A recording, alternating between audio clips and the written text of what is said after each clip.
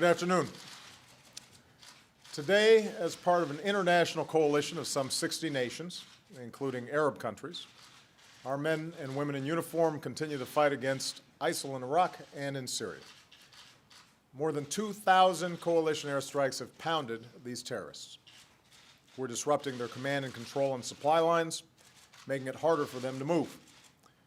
We're destroying their fighting positions, their tanks, their vehicles, their barracks, their training camps, and the oil and gas facilities and infrastructure that fund their operations. We're taking out their commanders, their fighters, and their leaders. In Iraq, local forces have largely held the line and in some places have pushed ISIL back. In Syria, ISIL failed in its major push to take the town of Kobani, losing countless fighters in the process, fighters who will never again threaten innocent civilians. And we've seen reports of sinking morale among ISIL fighters as they realize the futility of their cause.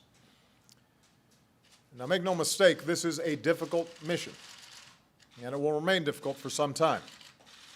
It's going to take time to dislodge these terrorists, especially from urban areas. But our coalition is on the offensive. ISIL is on the defensive, and ISIL is going to lose. Its barbaric murders of so many people, including American hostages, are a desperate and revolting attempt to strike fear in the hearts of people it can never possibly win over by its ideas or its ideology, because it offers nothing but misery and death and destruction. And with vile groups like this, there is only one option. With our allies and partners, we are going to degrade and ultimately destroy this terrorist group. When I announced our strategy against ISIL in September, I said that we are strongest as a nation when the President and Congress work together. Today, my administration submitted a draft resolution to Congress to authorize the use of force against ISIL. I want to be very clear about what it does and what it does not do. This resolution reflects our core objective to destroy ISIL. It supports the comprehensive strategy that we've been pursuing with our allies and our partners.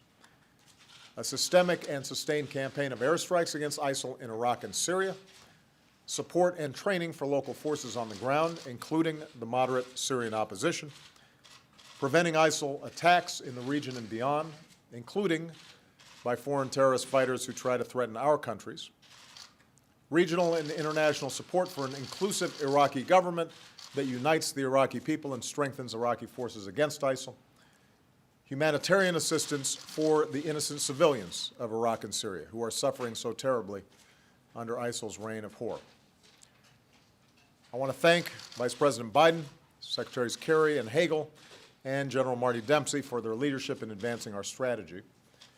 Even as we meet this challenge in Iraq and Syria, we all agree that one of our weapons against terrorists like ISIL, a critical part of our strategy, is the values we live here at home.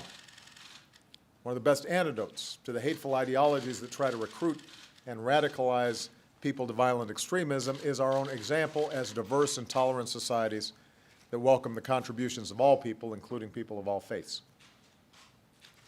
The resolution we've submitted today does not call for the deployment of U.S. ground combat forces to Iraq or Syria.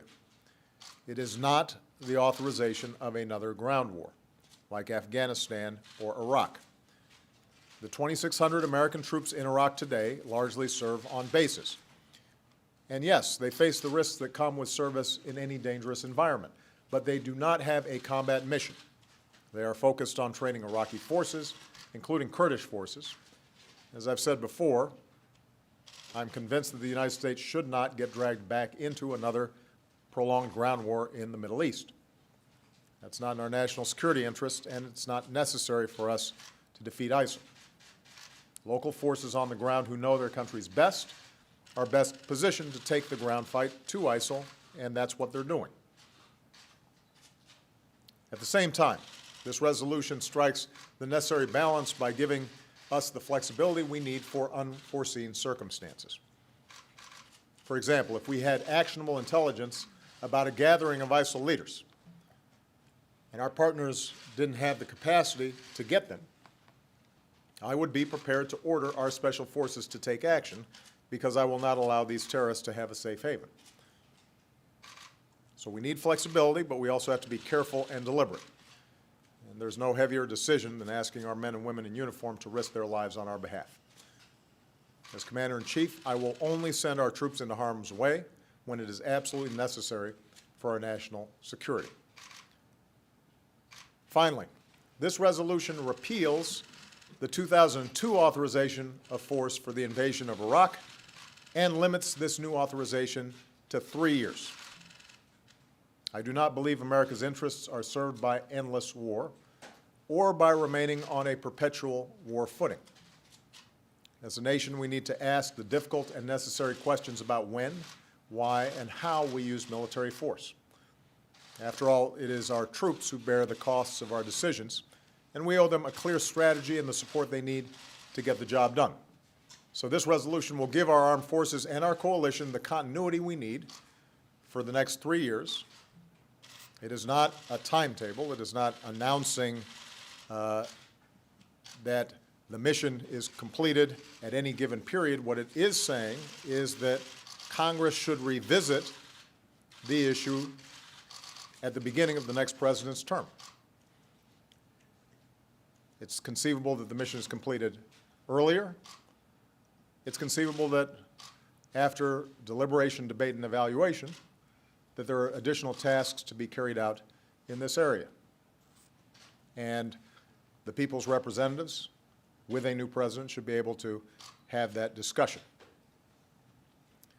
In closing, I want to say that in crafting this resolution, we have consulted with and listened to both Republicans and Democrats in Congress. We've made a sincere effort to address difficult issues that we've discussed together. In the days and weeks ahead, we'll continue to work closely with leaders and members of Congress on both sides of the aisle. I believe this resolution can grow even stronger with the thoughtful and dignified debate that this moment demands. I'm optimistic that it can win strong bipartisan support and that we can show our troops and the world that Americans are united in this mission. Today, our men and women in uniform continue the fight against ISIL, and we salute them for their courageous service. We pray for their safety. We stand with their families who miss them and who are sacrificing here at home. But know this, our coalition is strong, our cause is just, and our mission will succeed. And long after the terrorists we face today are destroyed and forgotten, America will continue to stand free and tall and strong. May God bless our troops, and may God bless the United States of America. Thank you very much, everybody.